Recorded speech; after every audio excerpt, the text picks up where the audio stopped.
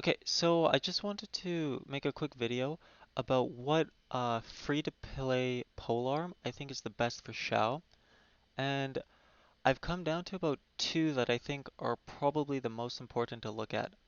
So we all know that the Crescent Pike is a very, very good polearm. We can craft it. It's very easy to access. It's difficult to get refined because we need a lot of what's it called, the prototypes in order to make more of them. And those drop very rarely from all the bosses. So it's not, so it's a little bit difficult to max it out, but eventually we can all probably get it. And as I say eventually, I mean like in a year or two, probably if the game's around that long. We can all get it to Refinement 5 for free. It's not like impossible to do that. So what's important is it has a pretty decent base attack. It has its secondary stat is physical damage percent. So that's good. But we're considering Xiao, and he has an elemental, has animo damage for his E attack, and then animo damage for his burst, his ultimate. And we can see that here. So I'm just taking all of these assumptions from these web pages that you can see here, and if it all changes before Xiao or once Xiao comes out, then that is what it is, and a lot of this might not be as valid, and I can update it when we get there. But based off of the E attack and then the Bane of all evil, the ultimate, that's how I did my calculations for this. But basically what's important is that we've got a physical damage bonus percent, and that's going to add onto the physical attacks very nicely, and that's going to give the Crescent Pike a big edge in auto attacking because that is usually, I think, basically always normal physical damage unless you're standing on something like a Chongyun E where it's being converted into some sort of element damage. I did my calculations assuming refinement level 5, so it's about 40% attack for 5 seconds. One thing to consider with the Crescent Pike is that we're only going to have the effect only lasts 5 seconds. Xiao's cooldown for his E is 10 seconds. So every time you do your every time you do your elemental skill, you're going to get a certain number of elemental particles from that. So we know we have a guaranteed uh, elemental particle income every 10 seconds. So that's about a 50% efficiency rate, I'd say. So assuming this is your only source of elemental particles, you're only you're only getting the buff for about half the time, so it comes out to only about a 20% buff when you're maxed out with the refinement. The thing is though, as enemies die and as they drop through their HP, they'll also drop elemental particles, so you can actually probably keep this close to 100% efficiency when you're fighting like weak mobs and other things that where you are kind of getting elemental particles from those characters or from those enemies. Also, you can probably get some elemental particles from your teammates, but that's more complex, and I'm not going to consider cases like that. Um, the other polearm that I think is very, very worth considering would be the Blackcliff polearm. And the best thing about it is that it gives a crit damage substat. So what we're considering here, or what I considered in my calculations, is a Xiao build, which is not very focused on energy recharge. You will, um, I don't know, need to deal with that somehow. And that's why these two might also not be the best, and it would be very good to look at energy recharge polearms. But if we're just looking at pure damage, assuming we pop our ult, and then we want to see the biggest numbers from free-to-play 4-star polearms, I really want to look at these two. So here we have a crit damage percent substat. That is, or like a main stat for the weapon. That is really big because crit damage is very hard to get, and Xiao naturally gets crit rate. So these two work together very well in order to build that crit rate and crit damage. Um, the effect is very good and very bad in some cases at the same time. So after defeating an enemy, the attack is increased by 12% for 30 seconds, and this will stack up to 3 times. So at Refinement 1, we can get 36% attack increase. This increases up to 24% for Refinement level 5, and so it'll be 3 times 24%, which is very insane. So basically, if you're fighting mobs, or you're in fights where there's weak enemies and you can get at least 3 kills, um, and get your 3 stacks, this weapon is going to be insane. So here in this spreadsheet, I just did rough calculations for Xiao's auto attacks, Xiao's elemental skill, and then Xiao's plunge attacks in his burst form. Um, So I'm going to go through one of these kind of lines, and then the rest are relatively the same, and I'll just quickly read out what the calculations were for, and then I kind of tabulated the results at the bottom so that we can see it very easily. Um, so basically, we start by considering the character base attack and then the weapon base attack, adding them up to make the total base attack, and then so that's done kind of at the end in the final formula. So here we're considering attack percent. So for the Crescent Pike, we're assuming the attack percent bonus is going to be 46% from one attack percent ruin. We're not considering any substats here, and then basically we're assuming it's 0 0.4, like 40% from the Crescent Pike effect that is working all the time. So that's how we get that attack bonus. Here we're assuming that we've got the same artifact, the 46.6 attack percent artifact, and then we are actually at 3 stacks, so we're getting 24% 3 times. So it gets a little bit higher here. Flat attack is going to be the flat attack ruin, or sorry, artifact, which is 311 attack, and then we're getting elemental bonus of 46%, so that's a maxed out anemo cup anemo damage percent. Skill multiplier, so I was doing this calculation for the elemental, um, yeah, elemental skill attack, and it's 3.5 basically, or at least 350%, which gives us a multiplier of 3.5. So I'm just going to expand some of these so that we know what they are. So we're assuming a character level of 90, so he's maxed out here. We're assuming we're hitting an enemy level with an enemy of level 90. I'm just making these small because they kind of take up space. We're assuming that there is no defense drop percent, so we haven't reduced their defense by anything. And then we're assuming that their enemy resistance to, in this case, anemo damage is going to be 0.1. When I do the physical damage calculations for the auto attacks, I'm also assuming that those are at 0.1. Basically here we have these three are going to be the 3 artifacts that are not the flat ones. So we're assuming we've got a crit damage artifact maxed out, an anemo percent damage artifact maxed out, and an attack percent artifact maxed out. So most of the time, this combination is going to give you the highest damage output. Um, you could consider with an attack percent instead of crit damage, and then you'd have to kind of redo this calculation, or sorry, redo the spreadsheet, and it would look a little bit different. But this should give the most attack or damage. So basically, for crit rate, Xiao naturally gets 0.25 or 0.24, so 24% crit rate by just leveling him up. That's the kind of substat he gets. So that's extremely good. And getting an extra 25% from substats, that's probably like 2 10% substats of crit rate, and then 1 5% is not too unrealistic. And then basically what we're assuming here is that we're using the crit damage percent, which is guaranteed, plus some more gain from substats. That's always a struggle, but I'm just assuming you're able to get to about 110% crit damage here with the Crescent Pike. But if we have the Blackcliff, if we have these same substats, we're able to add on an extra 55% crit damage, which is the Blackcliff polearms substat. So, plugging all of these into the formula, we get a non-critical damage output of basically this number for the Crescent Pike, and then we get this number for the Blackcliff. So we can see it's a little bit higher for the Blackcliff. Then as we do a crit, it gets multiplied by the crit damage multiplier, and it gets a lot bigger. So here we can see we get probably almost 4,000 more damage from the Blackcliff polearm.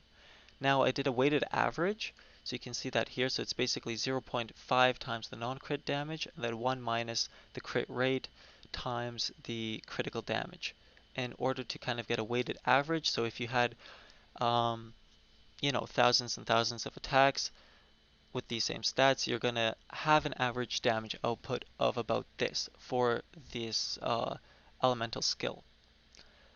These numbers look realistic. I'm sure we'll probably see around, 10k or a couple thousand, like 8,000, 7,000 coming from a maxed out Xiao's E skill. Because I know my Venti does about 3,500 and he's kind of got 5-star artifacts on him, but he's built energy recharge. So I don't see why this shouldn't happen.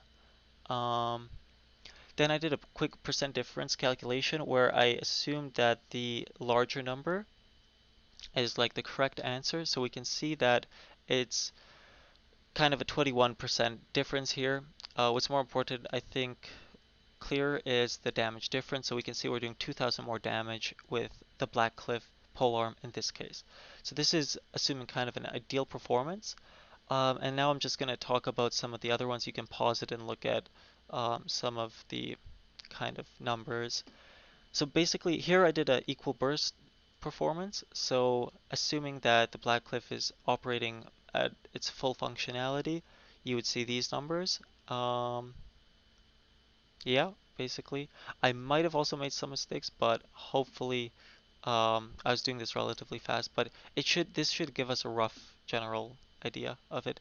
For some of my other videos in the future, I think I'll make sure that there's definitely no mistakes. But if you see any mistakes, you can just comment down below. Um, yeah. Basically, then I consider the worst case performance for the Blackcliff because we know that the Crescent Pike is going to be a lot more consistent.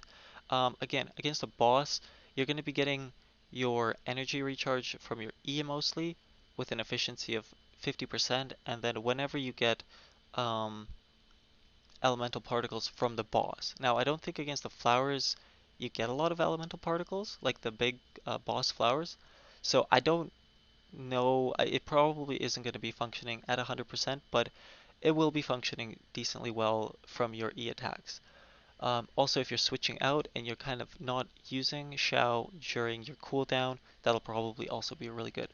So basically what I did then is that I considered um, the cases for the worst case performances for the Blackcliff, and it was for auto attacks, for the elemental, and then the burst alt. So I'm only showing the elemental numbers here because I changed them from the auto attacks. For the auto attacks, basically I just had the skill multiplier different for like one of the auto attacks, his first one, which hits like 2 times. But then I also had the elemental bonus. I changed this to I think 0.34 for the Crescent Pike because he's getting a physical damage bonus of 0.34, and then for the Blackcliff it would have been 0. And I tabulated the values at the bottom, but you can't see them in the spreadsheet anymore.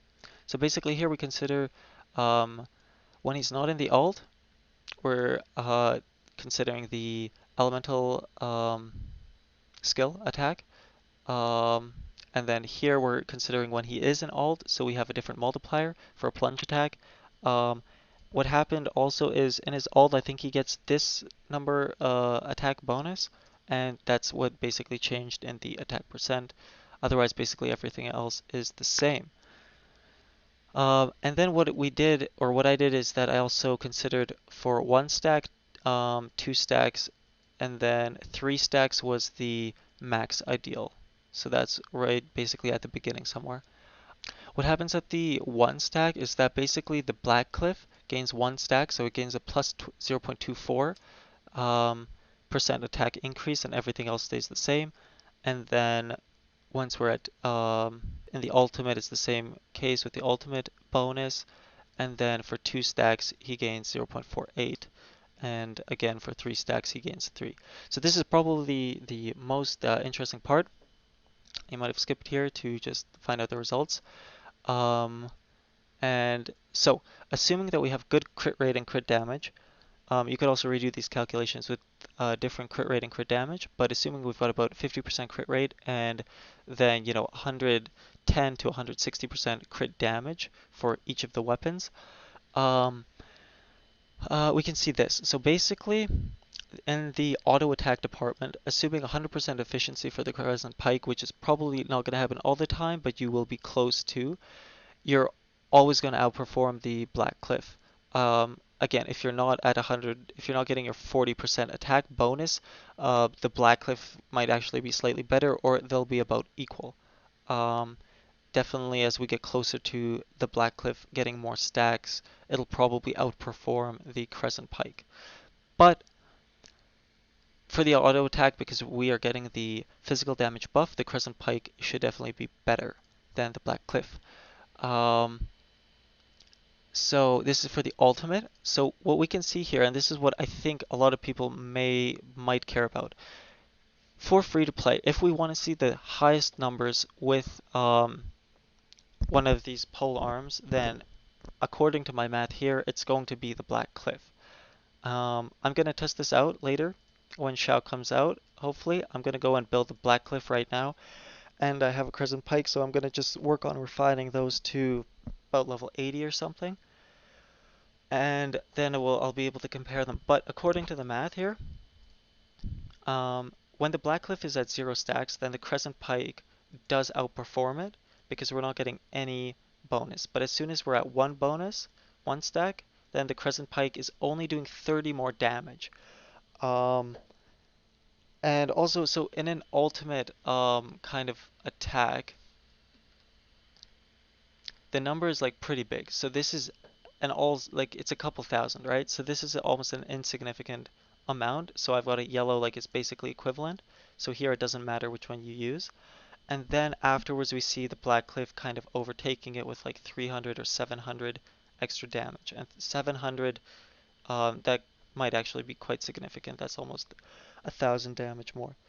Um, Yeah, basically. And then for the elemental attack, because the elemental attack is purely animo damage, we're not considering the Crescent Pike's physical damage bonus, which is about 34%.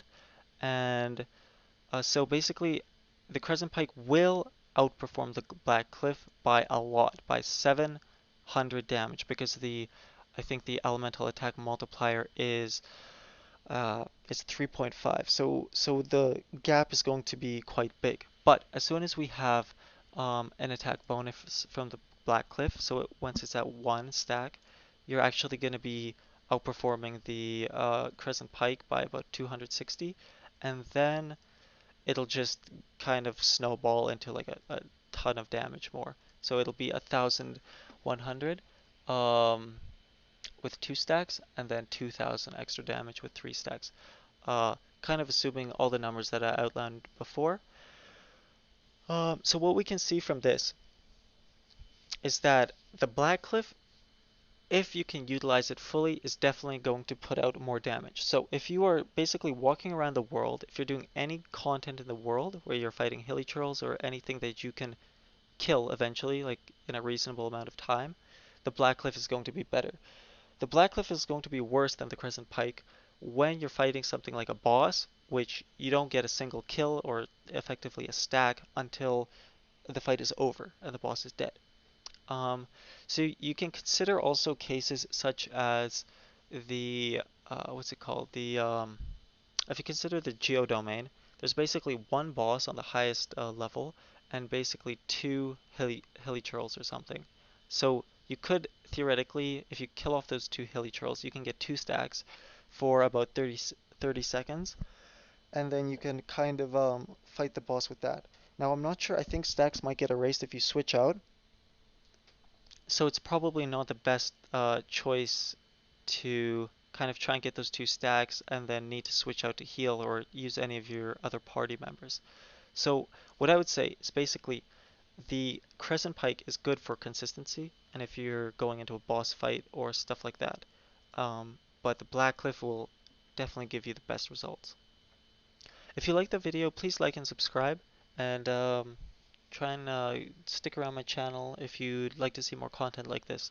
I'm also currently working on sort of a program that should that will help me make these calculations a lot faster so that I don't need to kind of copy and paste and do a ton of stuff in a spreadsheet like this.